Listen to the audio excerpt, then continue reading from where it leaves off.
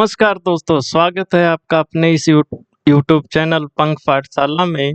जैसा कि आप लोगों को पता है कि हम रेलवे ग्रुप डी 2025 के लिए रिकैप प्रोग्राम लेकर आए हैं और इसमें अभी तक कुल 10 वीडियो आ चुकी हैं जो 10 सबसे महत्वपूर्ण टॉपिकों पर बनी हैं। रेलवे में कुछ टॉपिक ऐसे होते हैं जिससे हर बार क्वेश्चन बनते हैं। उन्हीं टॉपिकों को चुना जा रहा है और उस पे हम लोग रिकैप करवा रहे हैं ताकि आपको फटाफट वो चीज़ें याद हो जाएं। तो ये सारे टॉपिक बहुत ही इम्पोर्टेंट हैं, इसलिए सभी को जाकर देख लीजिए। चैनल पर एक अलग से प्लेलिस्ट बनी है या डिस्क्रिप्शन बॉक्स में भी उनका लिंक दे दिया गया है, तो वहाँ से आप लोग इसको जाके फटाफट देख सकते हैं। आज यही 11वां टॉपिक है जिसमें हम लोग देखेंगे प्रस्तावना। प्रस्तावना बहुत छोटा सा टॉपिक है और इस पे कुछ गिने चुने ही प्रश्न हैं जो बार बार बनते हैं, तो उसको हम लोग देख लेते हैं और जल्दी जल्दी इसको रिवाइज कर लेते हैं। रही बात मेरी, मैं हूँ इंद्रजीत, अभी रेलवे में स्टेशन मास्टर के पद पर कार्यरत हूँ और मैं ग्रुप डी एग्जाम पास किया हूँ, तो सिलेक्टेड हैं, सिलेक्शन दिलाएंगे, ये वादा रहा।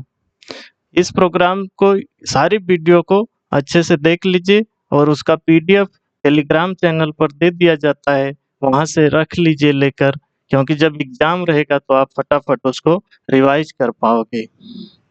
रही बात प्रस्तावना का, तो प्रस्तावना हमें याद होनी चाहिए। क्यों? ये हमारी संविधान की प्रस्तावना है और एक जिम्मेदार नागरिक होने के नाते हमें अपनी प्रस्तावना पता होनी चाहिए और याद हो तो बहुत बढ़िया है, क्योंकि कई एग्जामों में, इंटरव्यू में आपसे पूछ लिया जाता है कि क्या आपको प्रस्तावना याद है या सुनाइए, तब हमें याद रहता है तो बहुत अच्छा प्रभाव पड़ता है। वैसे भी एक नागरिक होने के नाते हमें याद होना चाहिए, इसलिए चलिए देख लेते हैं।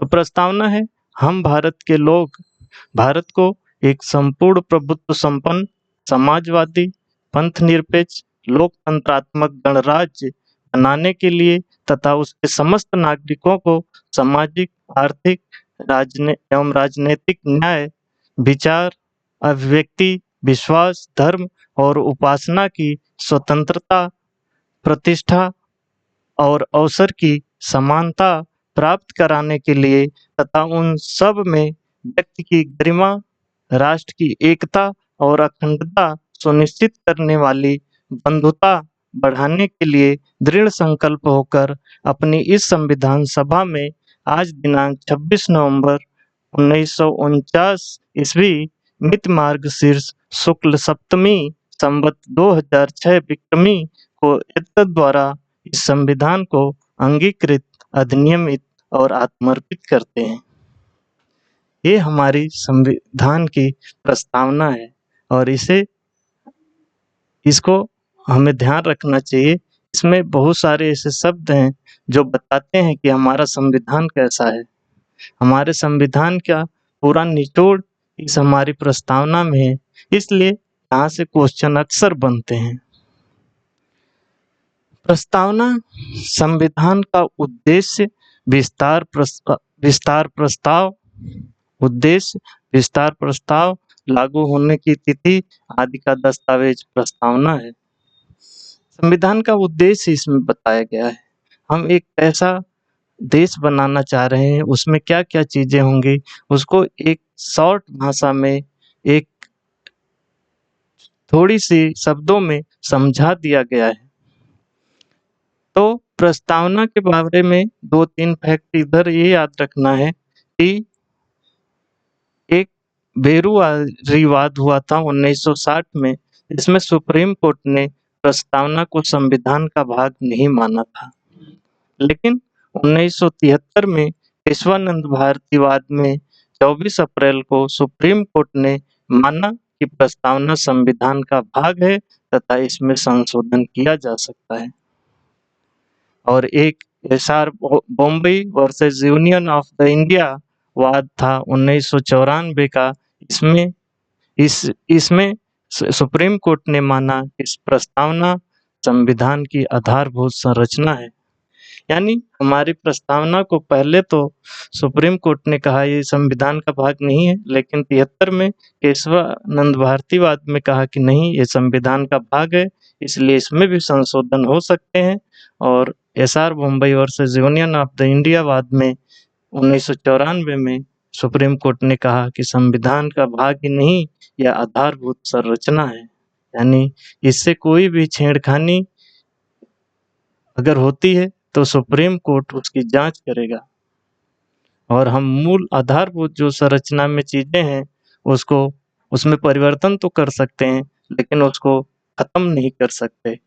यह चीज होती है। तो प्रस्तावना के बारे में ये फैक्ट भी याद रखने चाहिए, कभी काल पूछ देता है। प्रस्तावना में कुछ शब्द हैं जिसको जानना आपको बहुत जरूरी हो जाता है, इससे ही आप इसको अच्छे से समझ पाएंगे। जैसे हम भारत के लोग, यह बताता है कि संविधान का स्रोत जनता है तथा जनता ही सुप्रीम है। इसमें एक शब्द है संपूर्ण प्रभुत्व संपन्न, इसका अर्थ है अपने फैसले लेने के लिए भारत स्वतंत्र है। कोई भी बाहरी या आंतरिक हस्तक्षेप भारत की संप्रभुता को नहीं हो सकता, वह अपना फैसला स्वयं लेगा। लोकतंत्रात्मक का अर्थ होता है कि जनता का शासन। जनता का शासन तो यहाँ है, लेकिन यहाँ अप्रत्यक्ष लोकतंत्र है, क्योंकि जनता सीधे शासन नहीं करती, अपने प्रतिनिधियों को चुनती है सांसद या विधायक के रूप में, और वह लोग जाकर शासन करते हैं। इसलिए लोकतंत्र में हम अप्रत्यक्ष लोकतंत्र को चुने हैं। पंथ निरपेक्ष यानी सेकुलर, यह शब्द बाद में जोड़ा गया, यहाँ से बहुत क्वेश्चन बनता है, आगे देखेंगे। तो पंथ निरपेक्ष का मतलब है सरकार का कोई पंथ नहीं होगा, सभी पंथ समान होंगे। सरकार किसी पंथ यानी मोटा मोटी ये समझ सकते हैं किसी धर्म के पक्ष या विपक्ष में नहीं रहेगी, सभी धर्मों का, सभी पंथों का समान रूप से आदर करेगी। एक शब्द है समाजवादी, यह भी बाद में जोड़ा गया है। इसका अर्थ है देश के सभी संसाधनों पर सरकार का अधिकार होगा। समाजवादी का यही अर्थ होता है, और यह भी शब्द बाद में जोड़ा गया है। इसके बाद गणराज्य, गणराज्य शब्द एक आया था। इसका मतलब होता है कि जो सर्वोच्च पद चुनाव द्वारा निर्वाचित होगा, यानी जो राज्य प्रमुख होगा, जैसे कि हमारे राष्ट्रपति, उनका चुनाव होता है। हाँ, यह ध्यान रखना है कि उनका चुनाव अप्रत्यक्ष होता है, क्योंकि सीधे जनता नहीं उनको चुनती है, जनता द्वारा चुने गए प्रतिनिधि उनका चुनाव करते हैं। फिर भी माना जाएगा हमारे सर्वोच्च पद का चुनाव हो रहा है, इसलिए हम गणराज्य हैं। प्रस्तावना का उद्देश्य क्या है? न्याय, स्वतंत्रता, समानता को स्थापित करना, मूल रूप से यही उसका उद्देश्य है। और यहाँ से हम बहुत चीजें सीखते हैं, और हमारे संविधान में से संबंधित बहुत चीजें आगे दी गई हैं, जो कि यह बताता है कि देखिए प्रस्तावना में ही इन चीजों को दिया गया था, और उसी का विस्तार संविधान में किया गया है। यहाँ न्याय की बात होती है, और 3 तरह की न्याय की बात हो रही है, सामाजिक, आर्थिक और राजनीतिक न्याय। डीपीएसपी जो हम लोग पिछले एक वीडियो में देखे थे, उसमें अनुच्छेद 38 में उल्लेखित है। यह चीज डीपीएसपी में भी अनुच्छेद 38 में उल्लेखित है। ऐसा भी क्वेश्चन बनता है कि सामाजिक, आर्थिक, राजनीतिक न्याय जो प्रस्तावना में दिया गया है, वो संविधान के अंदर किस अनुच्छेद में दिया गया है, या उसकी बात संविधान में कहाँ की गई है। तो हमें यह अनुच्छेद 38 भी याद रखना होता है। ऐसे रिलेट करके भी क्वेश्चन बनते हैं। स्वतंत्रता, इसमें 5 तरह की स्वतंत्रता बताई गई है, विचार, अभिव्यक्ति, विश्वास, धर्म और उपासना की। ये स्वतंत्रताएं बताई गई हैं, और इसे रिलेट करके जो बनता है कि अनुच्छेद 19 में भी स्वतंत्रताएं दी गई हैं, वहाँ 6 स्वतंत्रताएं दी गई हैं अनुच्छेद 19 में। फिर समानता की बात की गई है, अवसर और प्रतिष्ठा की। अवसर और प्रतिष्ठा की समानता को स्थापित करने की बात की गई है, और यह चीज अनुच्छेद 16 में भी समानता की बात की गई है। इससे रिलेट कर देता है कि प्रस्तावना में जो समानता की बात है वह किस अनुच्छेद में है। तो इस तरह से रिलेट करके भी क्वेश्चन बनते हैं। और एक शब्द आया है बंधुत्व, और यह अनुच्छेद 51A में भी उल्लिखित है, जो हमारे मौलिक कर्तव्य हैं। तो इसको इस तरह से रिलेट कर देता है।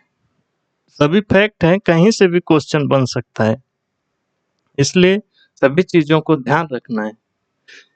हाँ, प्रस्तावना में तिथि दी गई है, जिसमें बताया गया है 26 नवंबर 1949 को संविधान को अंगीकृत अधिनियमित आत्मर्पित करते हैं। यानी इस दिन हम लोगों ने संविधान को अंगीकृत कर लिया, अपना भाग बना लिया, अधिनियमित कर दिया, यानी नियमित रूप, एक नियम का रूप दे दिया गया और आत्मर्पित कर दिया, यानी अपने आप को समर्पित कर दिया। इसमें जो जो अनुच्छेद 394 है, इसको ध्यान रखना है। अनुच्छेद 394, इसमें दिए गए कुल 15 अनुच्छेद जो हैं वो इसी दिन लागू हो गए थे, और 394 खुद उसी दिन लागू हो गया था। अगर 394 के साथ पूछा जाए तो कुल 16 अनुच्छेद थे, जो इसी 26 नवंबर 1949 को ही लागू हो गए थे। यह भी क्वेश्चन बनता है। प्रस्तावना में भारत का उल्लेख 2 बार है। ऐसे भी क्वेश्चन बने हैं कि प्रस्तावना में भारत का उल्लेख कितनी बार किया गया है, तो 2 बार है। और सबसे इम्पोर्टेंट आपके लिए यह है 42वां संविधान संशोधन 1976। प्रस्तावना में अभी तक 1 बार संविधान संशोधन करके चीजें जोड़ी गई हैं। इसमें 3 शब्द जोड़े गए थे, समाजवादी, धर्मनिरपेक्ष और अखंडता। ये 3 शब्द जोड़े गए थे। सभी एग्जामों में, लगभग सभी यूपीएससी तक के एग्जामों में ये क्वेश्चन बार-बार बनते हैं कि कौन से शब्द जोड़े गए थे, कब जोड़े गए थे, कौन सा संविधान संशोधन था। ये यहाँ से क्वेश्चन बनते हैं और यहीं से क्वेश्चन आपका बन जाएगा। इसमें ठाकुर दास भार्गव, इन्होंने कहा था कि प्रस्तावना भारतीय संविधान की आत्मा है। ठीक ही कहा था, क्योंकि जब आप प्रस्तावना को पढ़ते हैं तो हमें पता चलता है हमारा संविधान कैसा होगा। वह एक आईना है या आत्मा है, जिससे हमें पता चलता है कि हाँ, संविधान हमारा इसी तरह का बना है। के.एम. मुंशी जी ने भी कहा था, प्रस्तावना भारतीय संविधान की जन्म कुंडली है। यानी प्रस्तावना हमारे संविधान, पूरे संविधान की एक जन्म कुंडली है, जिसको देखकर हम बता सकते हैं कि हमारा संविधान कैसा होगा। ये चीजें फैक्ट हैं, याद रखना है, कहीं से भी क्वेश्चन बन जाते हैं। दोस्तों, बहुत छोटा सा टॉपिक है और हर बार क्वेश्चन बनते हैं, इसलिए इसको रिवाइज कर लीजिएगा, 2-3 बार देख लीजिएगा।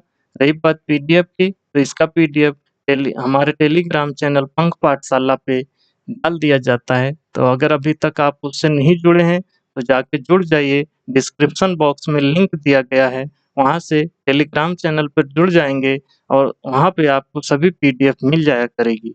यह सभी इम्पोर्टेंट टॉपिक हैं, जहाँ से क्वेश्चन बनने की संभावना सबसे अधिक है, इसलिए इसको मिस नहीं करना है और कोई भी वीडियो मिस नहीं होनी चाहिए।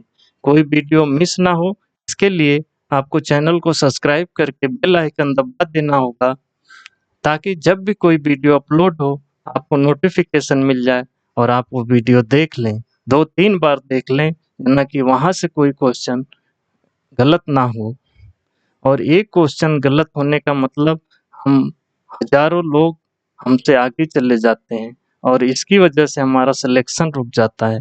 तो इतनी मेहनत कर रहे हैं तो इस सीरीज का भी सभी वीडियो को अच्छे से देखिए, सभी पीडीएफ को संभाल के रखिए, क्योंकि एग्जाम के पहले आप इतनी बड़ी वीडियो नहीं देख पाएंगे, लेकिन पीडीएफ को 5 मिनट में भी रिवाइज कर पाएंगे।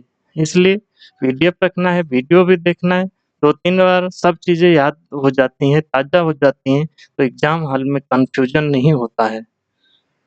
अब हम नए हैं, हमारा प्रयास नया है, इसलिए अपना सुझाव अवश्य दें। आपके सुझाव के अनुसार हम लोग आगे बढ़ेंगे और अच्छा करने का प्रयास करेंगे और ज़्यादा मटेरियल देने का प्रयास करेंगे, ताकि आपका एक-एक क्वेश्चन सही हो और आपका सिलेक्शन हो सके। दोस्तों, हम मेहनत कर रहे हैं और उम्मीद करते हैं या हम लोग चाहते हैं कि आप हमारा हौसला बढ़ाइए। आपके लाइक करने, आपके कमेंट करने, आपके शेयर करने से हमारा हौसला बढ़ता है और हमें लगता है कि लोग देख रहे हैं, लोग पसंद कर रहे हैं, इसलिए हम और मेहनत करते हैं और ज़्यादा से ज़्यादा मटेरियल लाने का प्रयास करते हैं। आपने इस वीडियो को देखा, अपना प्यार दिया, तहे दिल से धन्यवाद दोस्तों।